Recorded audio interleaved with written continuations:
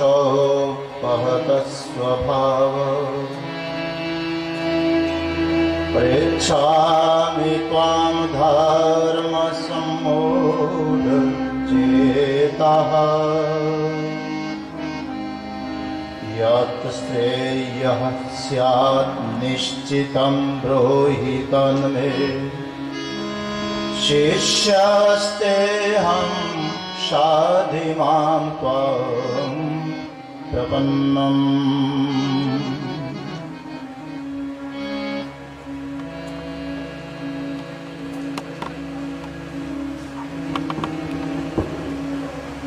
भगवान आनंद कंद श्री कृष्ण के असीम अनुग्रह पवन पुत्र हनुमान जी महाराज के अतुलित आशीर्वचन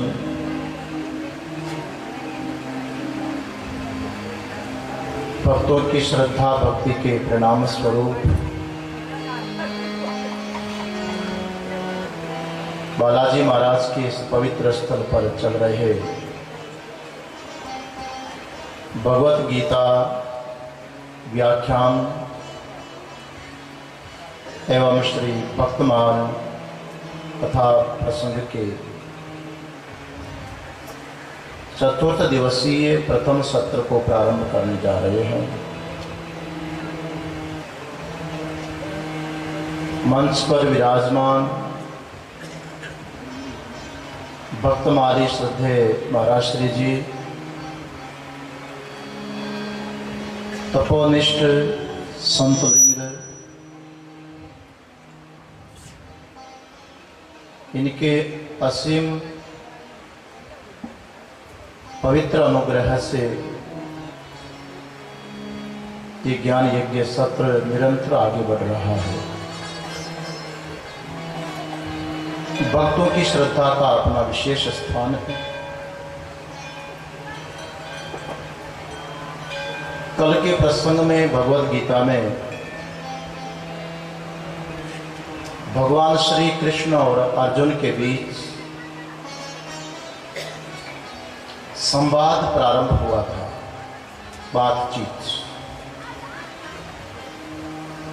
भगवान श्री कृष्ण ने अर्जुन को उस अवस्था में देखा जबकि उसका तन, मन और वाणी तीनों ही बिगड़ चुके हैं। तम तथा कृपया विष्ट मश्रु पूर्णाकुले क्षणम विषिदंतम। एक मन में ममत्व जागृत होने से मन बिगड़ गया, कार्पण्यता आ गई। वो भाव शरीर में आने पर नेत्रों में पानी भर आया, व्याकुलता झलकने लगी और वाणी लड़खड़ाने लगी। शोक करते हुए अर्जुन को भगवान श्री कृष्ण ने कहा, ये तुम्हारे लिए उचित नहीं है अर्जुन। क्लेब्यम मां समागम, ये हिजड़ापन है, नपुंसकता है, क्लेब्य है। अरे वहीं से करवा लो भाई, चलते खत्म हो गए, वहीं से करवा लो।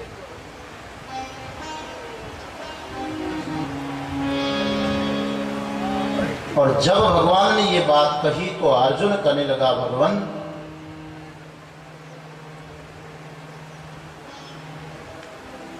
आचार्य द्रोण और भीष्म जैसे पूज्य पुरुष मेरे सामने है,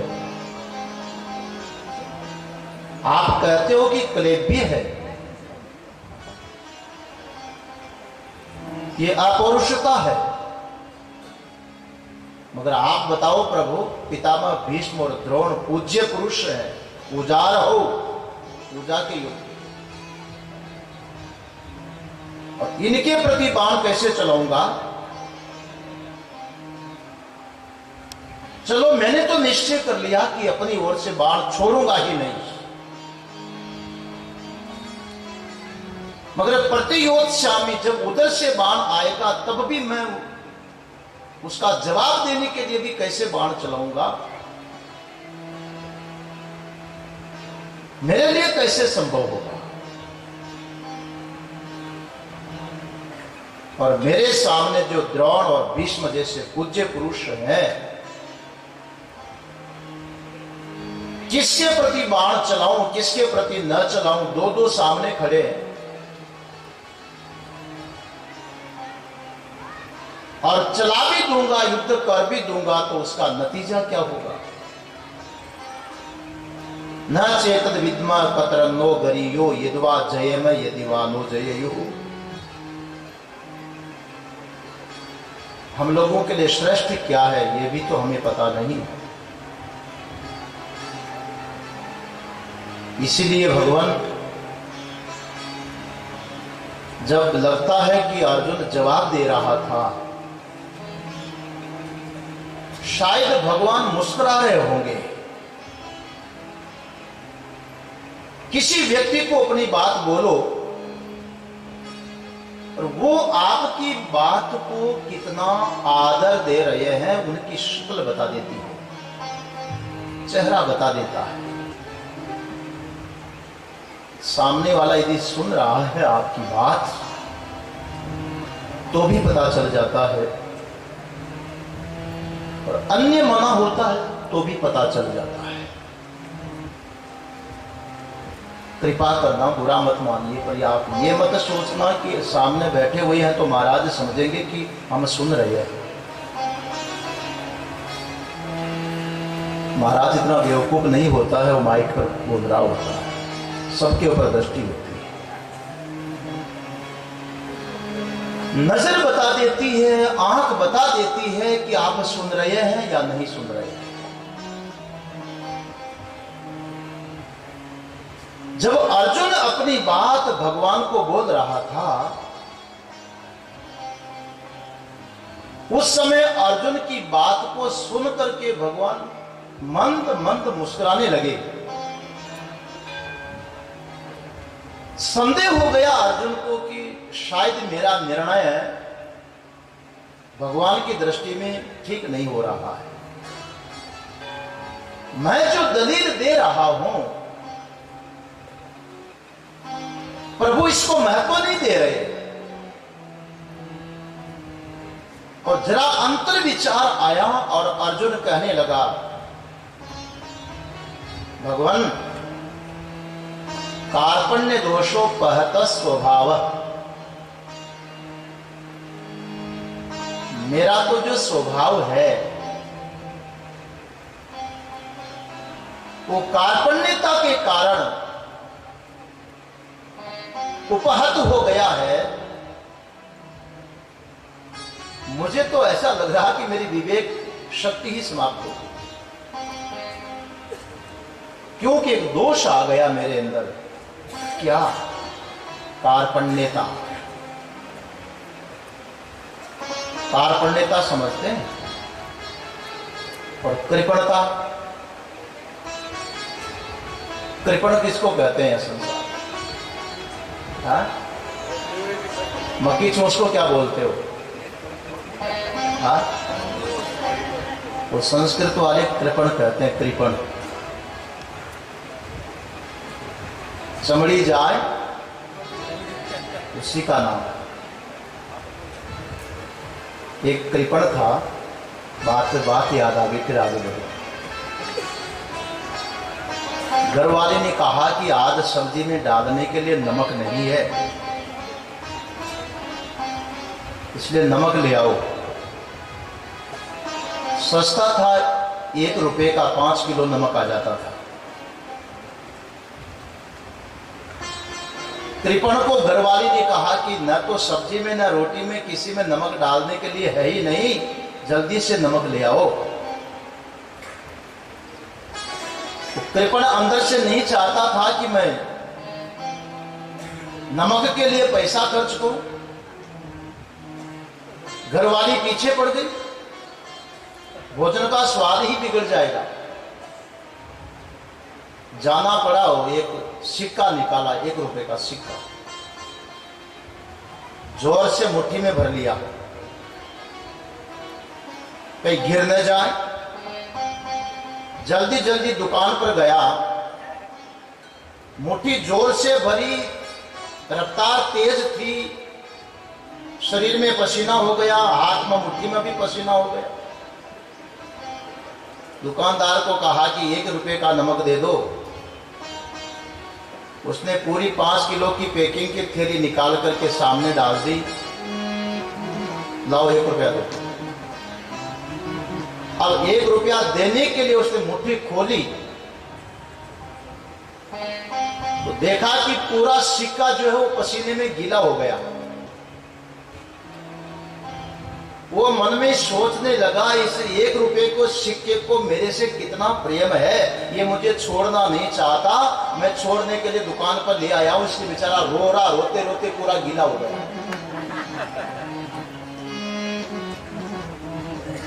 वो कहने लगा, अरे तू क्यों रो रहा है, मैं मर जाइयो पर तोई न तो रही, तू क्यों रोइयो? मैं मर जाऊं पर तुझे तुड़ाऊंगा नहीं, तू रो क्यों रहा? चल वापस चल, बिना नमक भी काम चलेगा। इसका नाम क्या है? कार्पण्य दोषोपहत स्वभाव। ये कार्पण्यता, कायरता एक बहुत बड़ा पकड़, बहुत बड़ा दोष है। छूटे नहीं, छूटे नहीं, छूटे नहीं। ये मेरा, ये मेरा, ये मेरा, ये मेरा। अरे बार बार कहूं तो ही सावधान क्यों न होई, बार बार कहूं तो ही सावधान क्यों न होई। ममता के पोट सिर काहे को धरत हो। मेरो धन मेरो धाम मेरो सुत मेरी बाम, मेरे पशु मेरे ग्राम पूजयो की रतु है। तो भयो बावरो बिकाई गई बुद्धि तेरी, ऐसो अंधकूप गृह ताम तु पर तुम। सुंदर कहत कोई ने कहूं न आवे लाज, काज को बिगाड़ के काज क्यों कर तू है। ये मेरा, ये मेरा, ये मेरा, ये मेरा। मेरा मेरा करने पर बुद्धि में जो दोष बैठता है ना, जिसको मेरा मेरा किया वो तो नहीं रहेगा पर मेरापन रह जाता है। ध्यान देना, वो मन में बसा हुआ रह जाता है। हींग खर्च हो जाए पर हींग की गंध बर्तन में रह जाती है कि नहीं। जिनको मेरा मेरा किया उनका तो वियोग होना ही होना है। संयोगाः विप्रयोगान्तः मरणान्तंच जीवितम। जिनको मेरा मेरा करे उनका संयोग हुआ है, एक दिन वियोग तो होगा, मगर वो मेरापन भीतर में रह जाता है। भागवत के महात्म्य प्रसंग में बड़ा एक सुंदर प्रसंग आया है, आप लोगों ने बहुत बार सुना पढ़ा होगा। आत्मदेव ब्राह्मण 2 छोकरों को मेरा समझ लेता है। हकीकत में उसका तो एक भी नहीं था। एक तो संत के प्रसाद से गाय के पेट से पैदा हुआ और एक पत्नी ने धोखे से उसकी बहन के घर से लाया हुआ था। आत्मदेव का एक भी बेटा नहीं था और दोनों को अपना मान लिया कि मेरा है। और आगे चल करके दोनों, एक पुत्र निकल गया और एक लड़का निकल गया। आवाज थोड़ी कम। एक निकला पुत्र, दूसरा निकल गया लड़का। जयपुर में लड़के होते हैं कि पुत्र होते हैं? बाहुल्य किसका है? लड़कों का बाहुल्य है, पुत्रों की कमी है। पुंनाम नरकात त्रायते इति पुत्रः। पु नाम का एक नरक होता है, जो माता पिता को नरक में जाने से बचा ले वो तो है पुत्र, और जो नरक में धकेल दिए लड़ लड़ करके वो लड़का।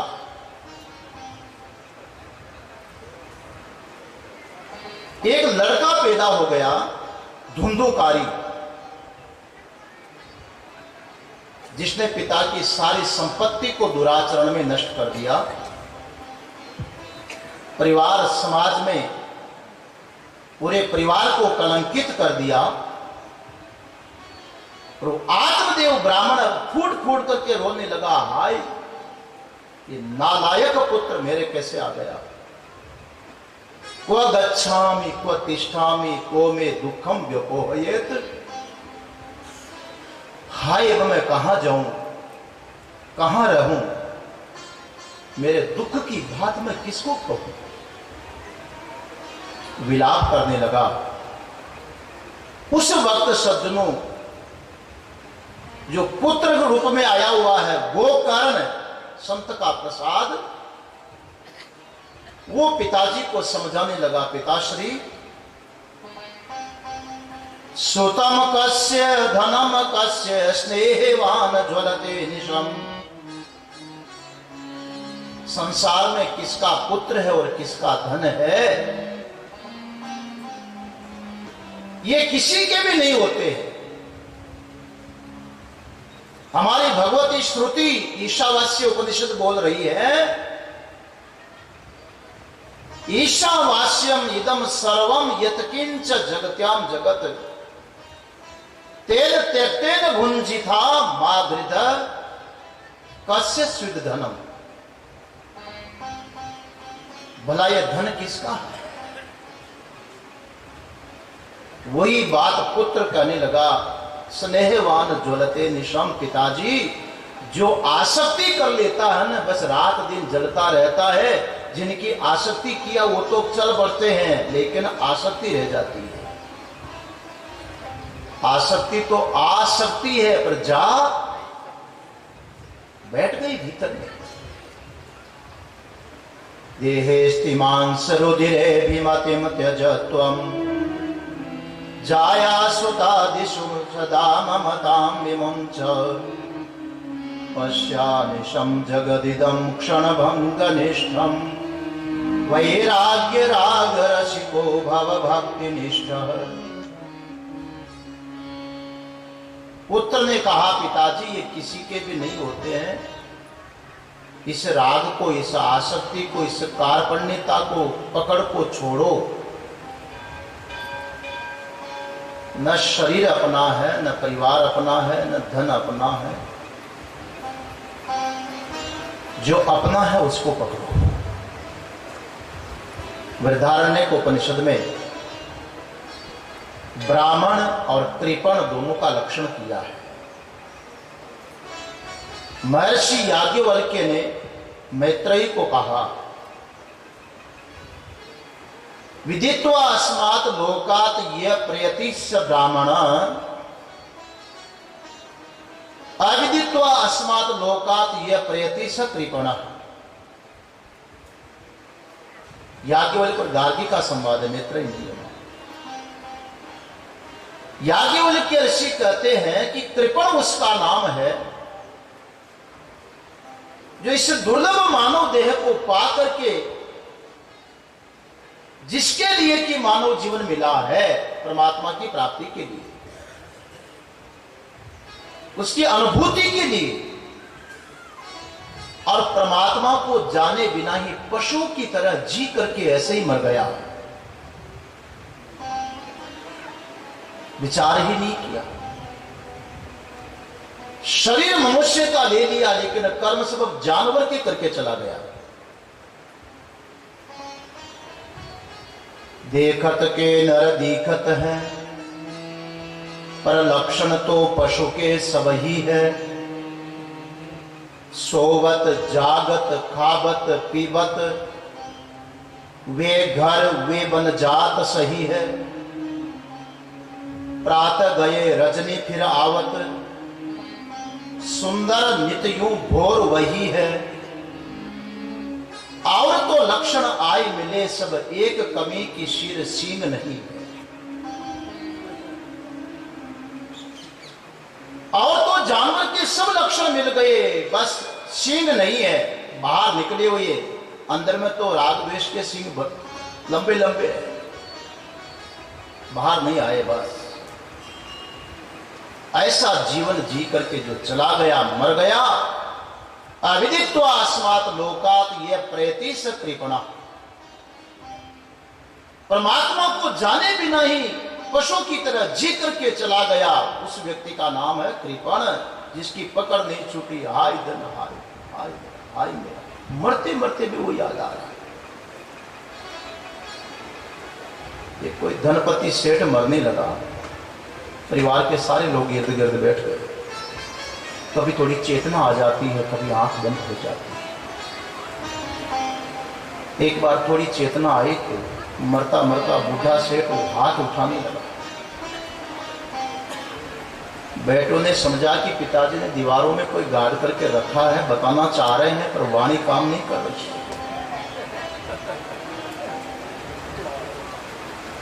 सोचा अरे भाई जल्दी जाओ, डॉक्टर साहब को बुला करके लाओ, पिताजी चले गए तो धन कहाँ का कहाँ गड़ा रह जाएगा, एक बार मुंह से बता दे।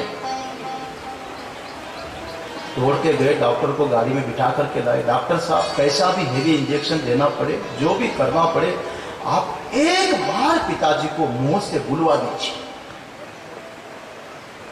डॉक्टर आया और ऐसा हेवी डोज दिया, मनासम को थोड़ी चेतना आ गई, बोलने लग गए। वो बेटे कहने लगे पिताजी तो जल्दी से बता दो, आप बार बार हाथ उठा रहे थे, कुछ कहना चाह रहे थे, क्या कहना चाहते थे, जल्दी से बता दो। ये तो इंजेक्शन की ताकत से आप बोल पा रहे हैं, पता नहीं कब क्या हो जाए, जल्दी बता दो पिताजी। बूढ़ा मरता मरता सेठ कहने लगा बताना क्या है बेटा। हाथ तो इसलिए उठा रहा था कि तुम सब के सब मेरी शक्ल देख रहे थे, और पीछे झाड़ू पड़ी, कोने में बकरी खा रही थी, उसको उधर इशारा करना चाह रहा था। अब मरते मरते भी झाड़ू का मोह नहीं जा रहा, तो क्या बनेगा, वो आंगन की चींटी नहीं बनेगा तो और क्या बनेगा बोलो, होगा क्या। इसलिए ऐसी स्थिति बन जाती है, मरते दम तक भी पकड़ न छूटे, हाय मेरा, हाय मेरा, हाय मेरा, हाय मेरा। और जिसको कहे तो मेरा मेरा, खड़े हो इतना फूके तेरा। सारी जिंदगी मेरा मेरा किया, वही आग डाल रहे हैं। कौन है ये पकड़ न छूटी, और जिसको पकड़ना था उसे परमात्मा में मन नहीं लगाया, जिसको जानना था उसको नहीं जाना, जो गौण था उसको प्रधान समझ लिया। अविदित्व अस्मात् लोकात् ये प्रेति सब त्रिपुण। इस जीवन में परमात्मा को जाने बिना ही जो चला गया है, उस व्यक्ति का नाम त्रिपुण है। मेरा मेरा मेरा मेरा मेरा मेरा करते ही चला गया। विदित्व अस्मात् लोकात् ये प्रेति स ब्राह्मण है तार्गी। और इस मानव जीवन में परमात्मा को जान करके देह का त्याग कर दिया है, हकीकत में वो ब्राह्मण है, ब्राह्मण है। अर्जुन भगवान श्री कृष्ण को कहने लगा प्रभु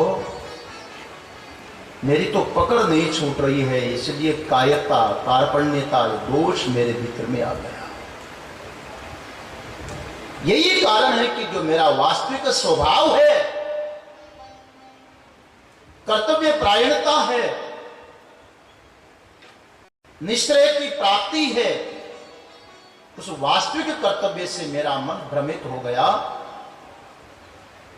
स्वभाव अपहत हो गया है, प्रकृति मारी गई। कार्पण्य दोषो पहत स्वभाव है। ऐसी स्थिति में पृच्छामि त्वाम। मैं आपको पूछता हूं, मुझे क्या करना चाहिए? मेरी बुद्धि भ्रमित हो गई है ना। धर्म सम्मूढ़ चेता, मेरा जो मन है, चित्त है, धर्म के संबंध में सम्मूढ़ हो गया, इसलिए ज्ञान जागृत नहीं हो रहा, विवेक जागृत नहीं हो रहा। सम्मूढ़ जब हो जाता है ना, रास्ता न मिले, सम्मूढ़ को मार्ग नहीं दिखाई पड़ता है। एक प्रसिद्ध शब्द है, गर्भ मूढ़ होना, गर्भ मूढ़ होना। जब मां बच्चे को जन्म देती है और बच्चे का जन्म नहीं हो पा रहा है तो कहते गर्भ सम्मूढ़ हो गया, आने वाले बालक को मार्ग नहीं मिला, उसको सम्मूढ़ बोलते हैं। ऐसे ही मन को मार्ग न मिले, कल्याण का रास्ता न मिले, वही की वही बुद्धि उलझ जाए। अर्जुन कहता धर्म सम्मूढ़ चेता, मैं यहां धर्म के संबंध में सम्मूढ़ हूं। धर्म का दो अर्थ है, एक वेद प्रणहितो धर्म, कर्तव्य बुद्धि, और दूसरा धर्म का अर्थ है, विष्णु सहस्त्र नाम से सुनाया था, धर्मो धर्म विदुत्तम, भगवान का नाम धर्म है। अर्जुन यहां पर क्योंकि श्रेय कामी है, पहले बोल चुका पहले अध्याय में, नैचे श्रेयोनुपश्यामि, मुझे तो श्रेय को देखना है, कल्याण को देखना है, मोक्ष चाहिए। तो धर्म का अर्थ यहां पर वो धर्म नहीं है जिस धर्म कर्म को करने से स्वर्ग बताया जा रहा हो। उसके लिए तो अर्जुन पहले ही बोल चुका था कि मुझे राज्य भोग, तो यहां की बात तो क्या, स्वर्ग का भी राज मिले तो नहीं चाहिए, वो धर्म की बात मैं नहीं सोच रहा। पर परमात्मा धर्म स्वरूप है, उसको पाना जो मेरा लक्ष्य है, उसके संबंध में मेरी बुद्धि सम्मूढ़ हो गई। इसलिए भगवान यत श्रेय स्यात् निश्चितम ब्रूहि तन्मे, आप मुझे वो बात बताइए, वो ज्ञान दीजिए जिसको पा करके मुझे श्रेय की प्राप्ति हो जाए। श्रेय का अर्थ बता चुका हूं, कल्याण, मोक्ष, और उस कल्याण, उस मोक्ष का स्वरूप क्या है? संपूर्ण दुखों की निवृत्ति, परमानंद की प्राप्ति रूप मोक्ष, जिसमें आनंद ही आनंद है। कभी रोना ना पड़े, अश्रु न बहाने पड़े, पूर्ण और अखंडित आनंद अनुभूति रहे, वो श्रेय मुझे बता दीजिए महाराज। ये निश्चय आप करो, मुझे तो सीधा निश्चय करके जो करना है ना, बना बनाया माल मुझे खिलाओ, बनाना है तो आप बनाओ। निश्चितम ब्रूहि तन्मे, आपका निश्चित किया हुआ ज्ञान, विचार, विवेक जो श्रेय दें वो मुझे आप बताइए। भगवान श्री कृष्ण अर्जुन का भाषण सुनते रहे, मगर चुपचाप श्रोता बनकर के बोले नहीं। यत श्रेय स्यात् निश्चितम ब्रूहि तन्मे, आप मुझे बोलो, आप मुझे बोलो, अर्जुन कहता है, पर भगवान बोले नहीं। अर्जुन विचार करने लगा कि जब मैं कल्याण की बात पूछ रहा हूं फिर भी भगवान बोले क्यों नहीं? इसका मतलब पूछने में कहीं गलती हो रही है। अपने कल्याण की बात किसको पूछी जाए? कल्याण की बात तो गुरु से प्राप्त होगी, बिना गुरु के बोध संभव नहीं है। वेद मंत्र आया है, परीक्षे लोकान कर्मचितान ब्राह्मणो निर्वेद मायात नास्त्य कृत कृतेन तद विज्ञानार्थम स गुरुमेवापि गच्छेत्। समित पाणि श्रोत्रियम ब्रह्मनिष्ठम, मुंडक श्रुति का मंत्र है। वो गुरु पूर्णिमा के जो कार्ड निकलते हैं ना आश्रम से, उसमें एक बार ये मंत्र डाला था हमने। देह संसार की नश्वरता नर वैराग को प्राप्त कर कृत से कैसे मिलेगी अकृत आत्मा, तू विचार कर। श्रद्धा समिधा ले हाथ में, सदगुरु के सम्मुख विचर।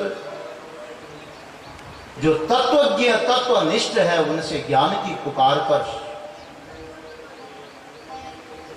परीक्षा लोकान, दुनिया को अच्छी तरह से देख लो। बहुत लोग कहते हैं महाराज क्या होगा, हमारा देश का क्या होगा।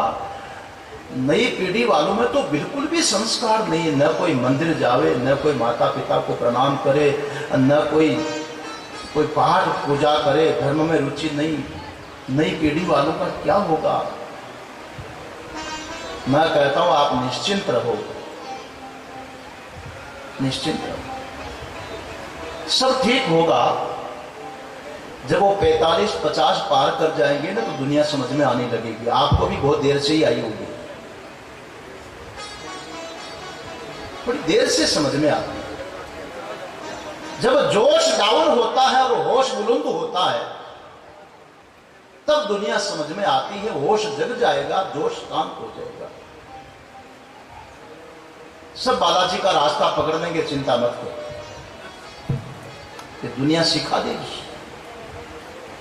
अच्छी तरह से जब दुनिया को समझ लेते हैं ना तब वैराग होने लगता है।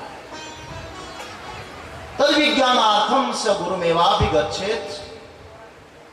वैराग्य संपन्न हो और तत्व परमात्मा को जानने के लिए आप गुरु के पास में जाइए। श्रेय चाहिए ना आपको, मोक्ष चाहिए, पूर्ण आनंद चाहिए, अखंड आनंद चाहिए, 1% भी दुख न चाहिए। ऐसा ज्ञान तो गुरु से मिलेगा, गुरु के पास जाएगा। इसलिए अर्जुन कहने लगा महाराज अब तक तो हम साला बहनों ही थे, कितने ही तुम्हारे और हमारे बीच में रिश्ते थे, चलो आज रिश्ता बदल देता हूं, लेकिन मेरे काम की चीज मिलनी चाहिए। अब तक समय था कि मैं मालिक था, आप ड्राइवर थे।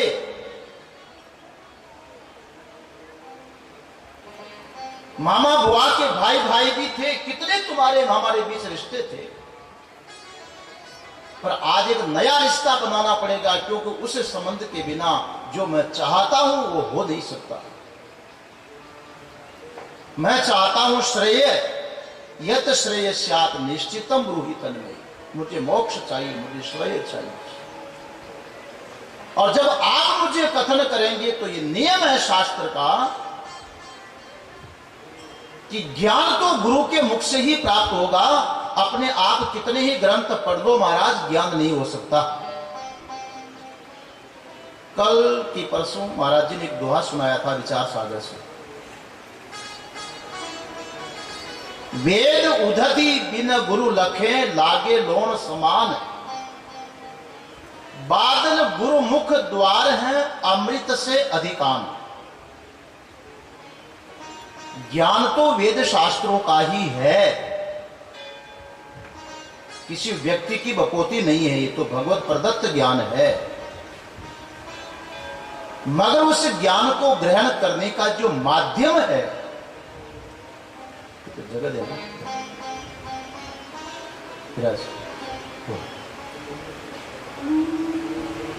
वेद उधति बिन गुरु लखे लागे लोण समान। बादल गुरु मुख द्वार है अमृत से अधिकान। निश्चल दास जी महाराज ने बड़ा सुंदर विचार दिया। महाराज जी दादू संप्रदाय से विराजमान है, इसलिए प्रसन्न करने के लिए नहीं बोल रहा हूं, सच्ची बात बोल रहा हूं इस परंपरा में कुछ ऐसे महापुरुष हुए कि सुंदरदास जी महाराज, निश्चलदास जी महाराज। निश्चलदास जी महाराज ने जो वेदांत जगत को दिया है, भाषा में ग्रंथ, वो आज बेजोड़ ग्रंथ माना जाता है। हरिद्वार में एक हमारे काशी के महाराज जी थे, नैयायिक जी गुरु जी के नाम से बोले जाते थे, शाश्वतानंद जी महाराज। कोई पंक्ति लगा रहे थे संस्कृत की, न्याय की, कुछ कहीं उनको विचार आ गया तो मुझे बोले कि यहां विचार सागर हो तो जरा मंगवा हुआ। न्याय के बहुत बड़े विद्वान को भी कुछ देखने के लिए विचार सागर की जरूरत पड़ी। ऐसे वेदांत जगत के प्रकांड विद्वान महापुरुष का कहना है, वेद शास्त्र तो समुद्र के समान है महाराज, समुद्र के समान अथाह है। माता जी वहीं से कर लो प्रणाम। वेद शास्त्र अथाह,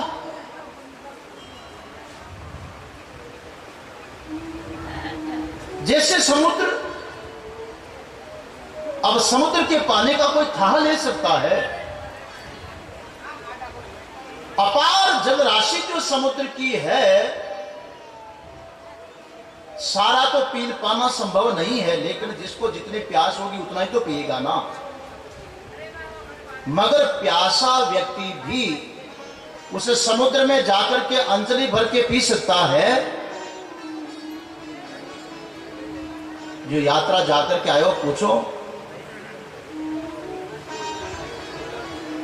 द्वारका में गए, समुद्र में नहाते समय यदि गलती से एक दो बूंद मुंह में चली गई ना, 1 घंटे तक मुंह बिगड़ा रहेगा, लगता है नमक की डली डाल दी,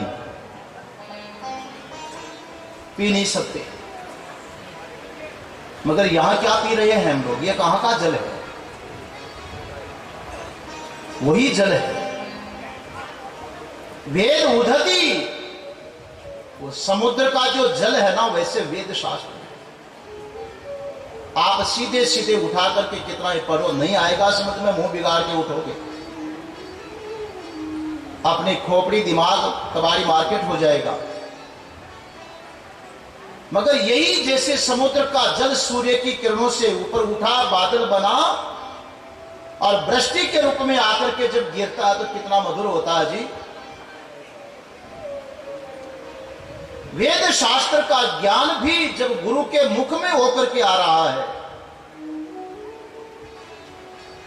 बादल गुरुमुख से, बादल से गिरने वाला पानी मधुर हो गया, ऐसे गुरु के मुंह से निकला हुआ ज्ञान ही ग्राह्य हो गया, ग्रहण करने योग्य हो गया।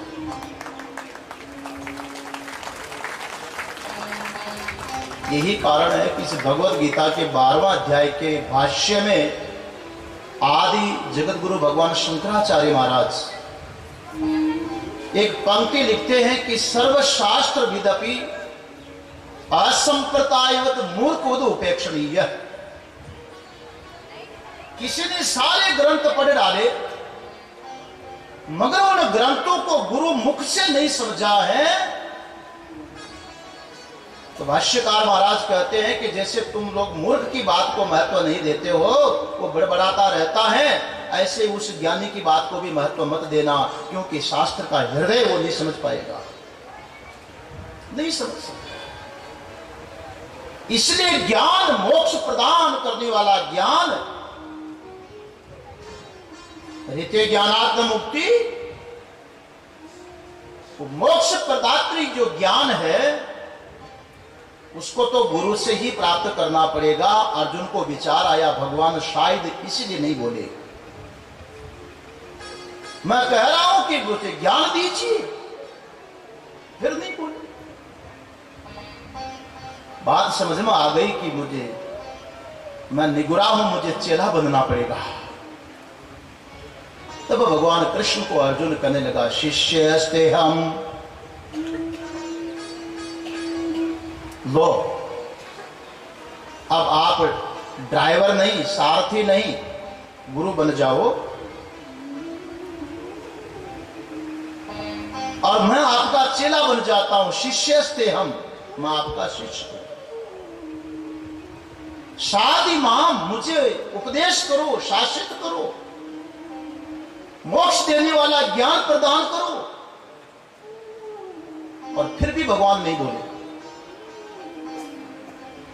अर्जुन बोलता है कि मैं आपका शिष्य हूं, मुझे ज्ञान दीजिए, उपदेश करिए, श्रेय की प्राप्ति का मार्ग दीजिए।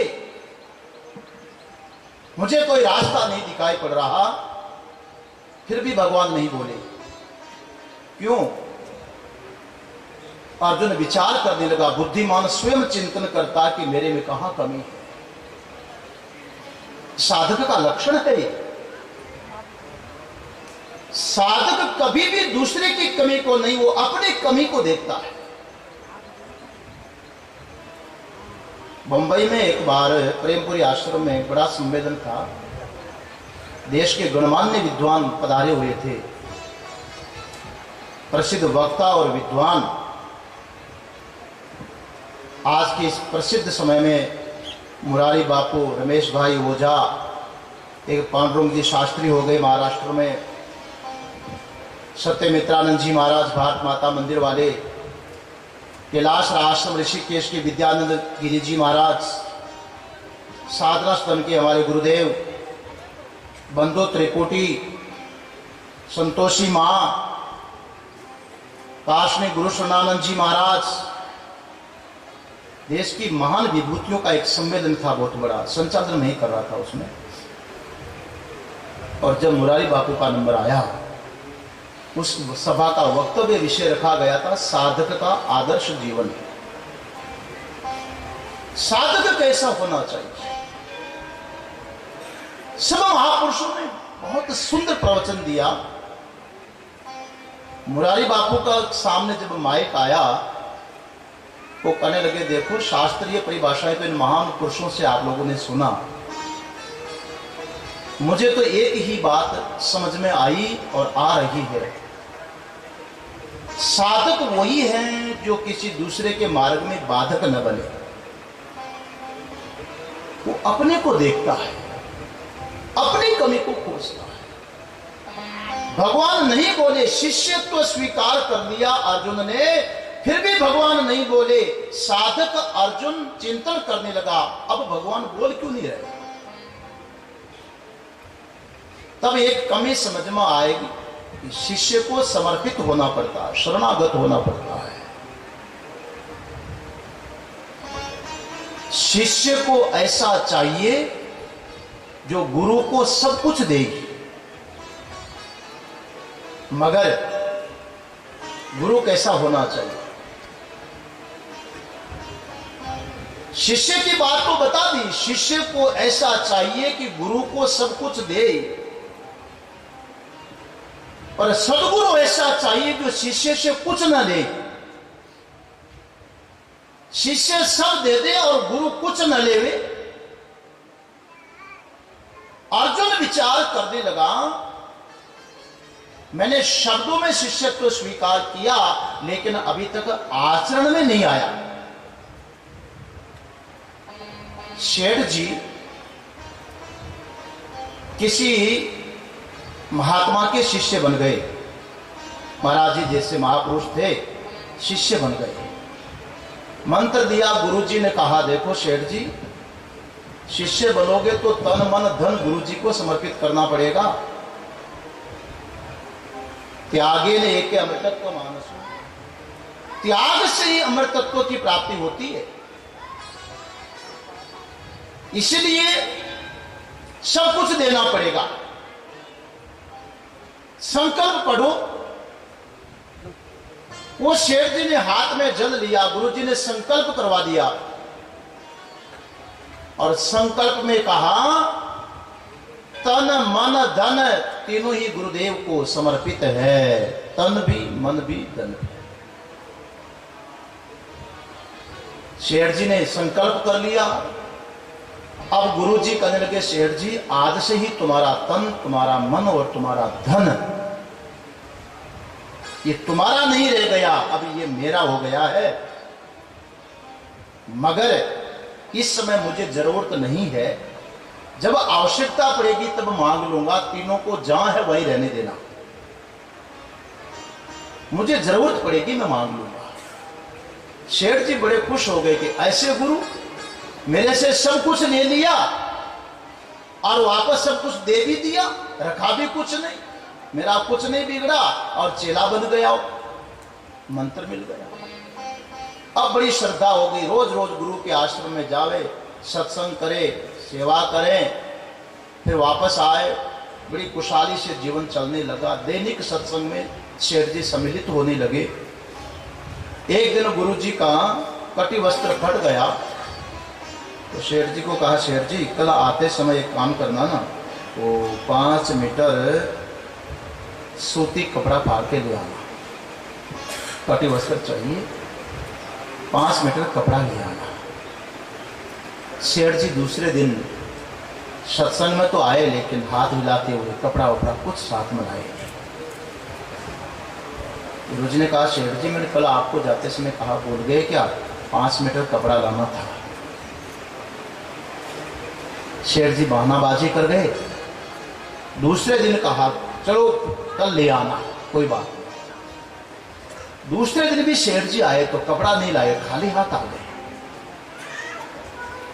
महात्मा ने कहा, शेठ जी जब आपने सब कुछ मुझे दे दिया तो 5 मीटर कपड़ा नहीं लाते, जानबूझ के भूल छोड़ के आते हो कि भूल के आते हो? कपड़ा क्यों नहीं लाए? वो तो मेरा ही है ना।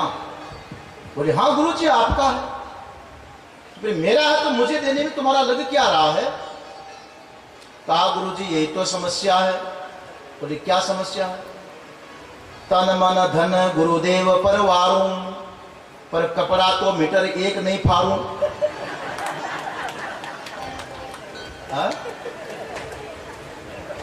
यही तो समस्या है।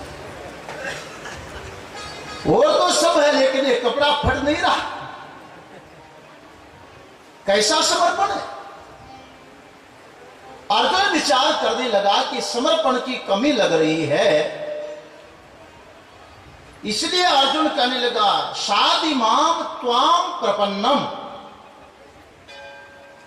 गुरुदेव मैं आपके पैर पकड़ रहा हूं। गीता में एक प्रपन्न शब्द है, एक शरणागति शब्द है। कुछ महापुरुषों ने तो गीता का तात्पर्य यही बोल दिया कि शरणागति में गीता का तात्पर्य है। भाई जिनकी जैसी दृष्टि होगी उस दृष्टि को इससे तो देखेंगे ना। अपनी अपनी दृष्टि, पता नहीं गीता का क्या क्या तात्पर्य होता है। एक सच्ची बात याद आ गई। मैं कोटा स्टेशन से दिल्ली की ट्रेन पकड़ने वाला था, स्टेशन पर खड़ा था। एक ट्रेन आई आगरा से। उस आगरा में कोई एक माहेश्वरी बणिक बैठे हुए थे। मैं स्टेशन पर खड़ा था, 10-15 मिनट उनकी गाड़ी भी खड़ी होनी थी। मुझे खड़ा देख करके वो सेठ जी नीचे आ गए, मेरे से परिचय लेने लगे। कुछ 2 मिनट बातचीत हुई।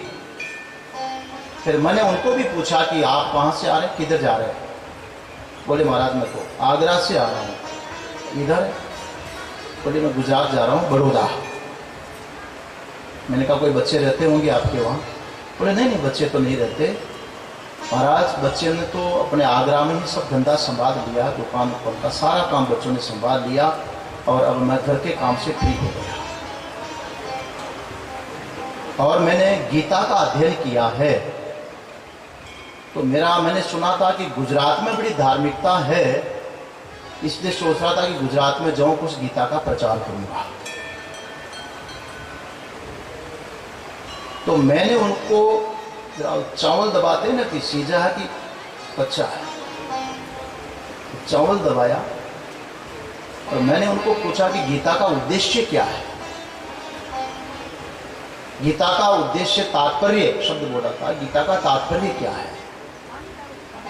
तो उस व्यक्ति ने यह समझा कि मैं गीता प्रवचन के लिए गुजरात जा रहा हूं, ये करने का तुम्हारा तात्पर्य क्या, किसके लिए कर रहे? उन्होंने अर्थ लगा लिया ये। और मैंने पूछा था गीता का तात्पर्य क्या है, माने गीता क्या कहना चाहती है। क्या कहना चाहिए? मैंने तो इस दृष्टि से पूछा और उसने अपनी दृष्टि से उत्तर दे दिया। बोले महाराज गीता का तात्पर्य मेरा यही है कि घर का काम से तो फ्री हूं और गुजरात में जाऊंगा, श्रद्धालु लोग होंगे, कुछ प्रवचन करूंगा तो मेरा सब खर्चा चलता रहेगा, आई होगी। तो मेरे मुंह से निकल गया कि हाँ बात तो ठीक है, धर्म के नाम से ठगाई तो अच्छी होती है। मेरे मुंह से निकल गया। वो कहने लगा हाँ स्वामी जी, आज दुनिया को धर्म के नाम से जितना ठगा जा सकता वो कोई माध्यम है ही नहीं। अब बताइए वो जानबूझ के ठगने के लिए निकला धर्म के नाम से, उसकी गीता का तात्पर्य क्या है? दाल रोटी, जीवन चलता रहे। कुछ महापुरुषों ने वास्तव में गीता पर चिंतन किया, विचार किया और कहते हैं गीता का जो तात्पर्य है वो शरणागति में है। भगवान की शरण दे लो, बस तुम्हें और कुछ नहीं करना। भगवान ने कहा है अहम त्वा सर्व पापेभ्यो मोक्षयिष्यामि मा शुचे। अरे तुम क्यों चिंता कर रहे हो, क्यों शोक कर रहे हो, मैं मुक्त कर दूंगा, तुम तो आ जाओ मेरी छाया में। तात्पर्य शरणागति, ऐसे अर्थ करते हैं। और ग्रंथ का तात्पर्य निकालने में आदि और अंत को मिलाया जाता है। उपक्रम और उपसंहार उसको बोलते हैं कि ग्रंथ का उपक्रम कहां से हो रहा है, किस प्रसंग से हो रहा है और उसका परिसमापन उपसंहार किस पर हो रहा है, उसी को लेकर के पूरी पुस्तक का तात्पर्य निकाला जाता है। ये नियम है ग्रंथ का। तो महापुरुष कुछ कहते हैं कि गीता का जो तात्पर्य है वो शरणागति में है, क्योंकि अर्जुन ने कहा है 7वें श्लोक में शिष्यस्ते हम शादी माम त्वाम प्रपन्नम, मैं आपकी प्रपत्ति देता हूं, प्रपत्ति शरणागति ऐसा। और अंत में भी भगवान ने कहा सर्वधर्मान परित्यज्य माम एकम शरणम व्रज, सब धर्मों को छोड़ के मेरी शरण में आ जा। मगर कुछ और चिंतक आए, ये तो शोध है, वो कहने लगे नहीं इसमें अंतर है, शब्दों में भी अंतर है और वक्ता दोनों अलग अलग है। या अर्जुन का शब्द है 7वें श्लोक में प्रारंभ में दूसरे अध्याय के, और 18वें अध्याय के 66वें श्लोक में वहां पर भगवान का वचन है, वक्ता दोनों अलग अलग है, इसलिए शरणागति तात्पर्य नहीं हो सकता। चलो कोई बात नहीं, तो बात की बात है, फिर क्या तात्पर्य है तो विचार करेंगे। शरणागति नहीं लेनी चाहिए ऐसा नहीं, तात्पर्य का मतलब और होता है, उसका अंतिम सार क्या है, किस लिए लिखा गया, उसके बाद और कुछ करना जानना बाकी न रहे। परंतु मैं बात ये बताने जा रहा था, प्रसंग में प्रसंग आ गया इसलिए निवेदन किया हूं। अर्जुन कहता है त्वाम प्रपन्नम, प्रपत्ति और एक शरणागति दोनों में अंतर होता है। ये जो बंदर होता है, बंदरी, बंदर का जो बच्चा होता है वो बंदरी के सीने से चिपक जाता है। जब वो एक मकान से दूसरे मकान पर, एक टहनी से दूसरी टहनी पर छलांग लगाती है बंदरी, तो बंदर का जो बच्चा होता है वो उसे बंदरी से चिपक जाता है, पकड़ लेता है मां। इस पकड़ने का नाम है प्रपत्ति, समझना। अर्जुन कहता मैंने तो बस आपको पकड़ दिया, जो करना आपको करना है, ये तो प्रपत्ति है। और एक होता है बिल्ली का बच्चा। बिल्ली अपने बच्चे को जहां कहीं ले जाना हो तो स्वयं ही उसकी गर्दन पकड़ती है, वो बच्चा मां को नहीं पकड़ता है। मां उस बच्चे की गर्दन पकड़ती है और जिन दांतों से चूहे को दबोचती है उन्हीं दांतों के बीच में उसका लाल है, लेकिन ताजुब कहीं दांत की खरोंच तो लग जाओ उस बच्चे की गर्दन पर। और जब मां गर्दन पकड़ देती है, बच्चा कैसा निश्चेष्टित हो जाता है, कोई हलचल नहीं, कोई नहीं, चिंता नहीं, जैसे कोई मरे हुए को लटका करके ले जा रही हो, कोई, और निश्चिंत है कि गर्दन पकड़ी मगर पकड़ी तो मेरी मां ने है,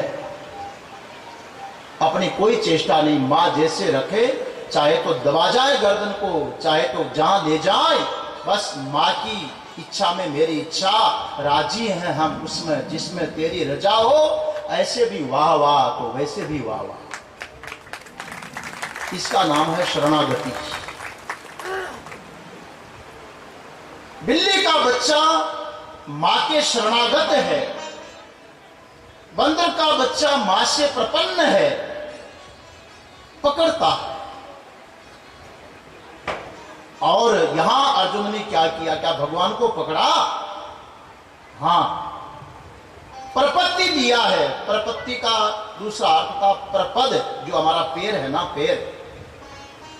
पैर में नीचे तो तलवा होता है, मगर पैर का जो ऊपर का भाग है उसको क्या बोलते हैं?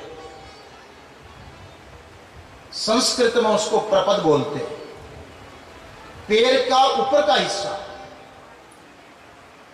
अर्जुन ने कहा, महाराज मैं आपका शिष्य हूं, आपके पैर पकड़ रहा हूं, मुझे उपदेश दो। पैर पकड़ना यह प्रपत्ति है।